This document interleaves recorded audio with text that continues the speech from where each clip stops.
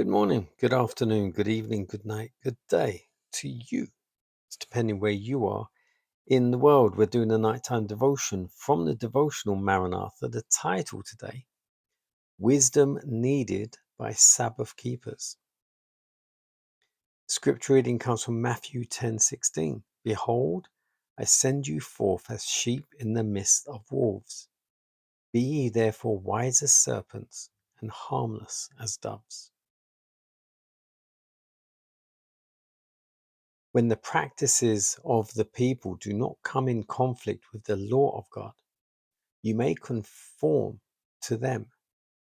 If the workers fail to do this, they will not only hinder their own work, but they will place stumbling blocks in the way of those for whom they labor and hinder them from accepting the truth.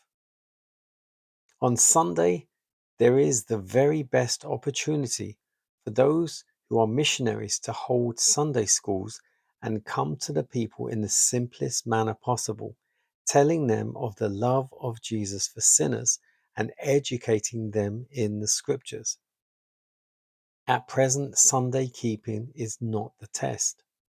The time will come when men will not only forbid Sunday work, but they will try to force men to labor on the Sabbath and to subscribe to Sunday observance or forfeit their freedom and their lives.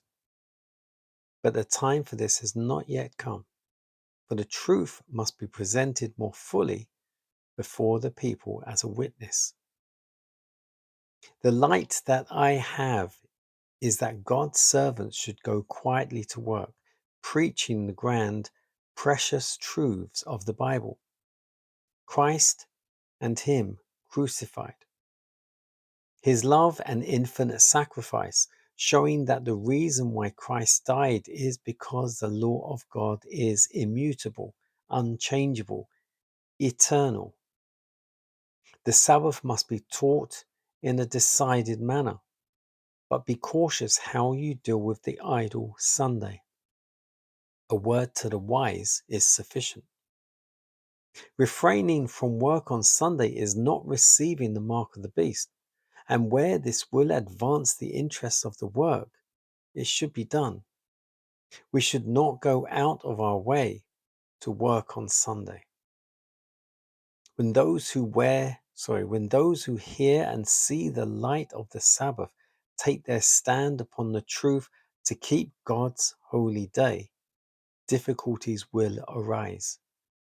Efforts will be brought to bear against them to compel men and women to transgress the law of God. Here they must stand firm, that they will not violate the law of God.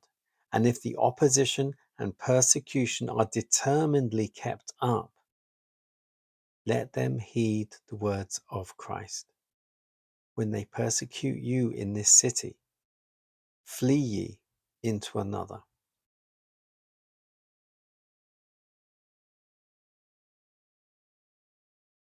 Wisdom needed for Sabbath keepers. The most important thing is to keep in mind the law. The fourth commandment, remember the Sabbath day to keep it holy. Every other day, do whatever you want. Doesn't matter. Sunday, work, don't work, it's up to you.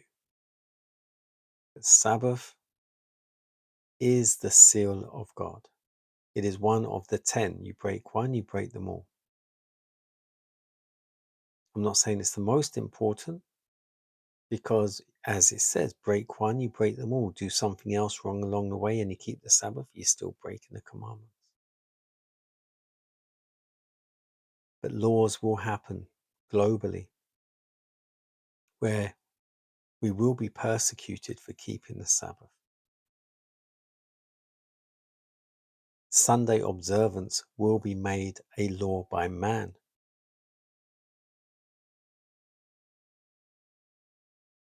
So, as I said, the most important thing is keep the Sabbath. Regardless what they say, what they do, keep the Sabbath. Your life is worth losing just to keep the Sabbath.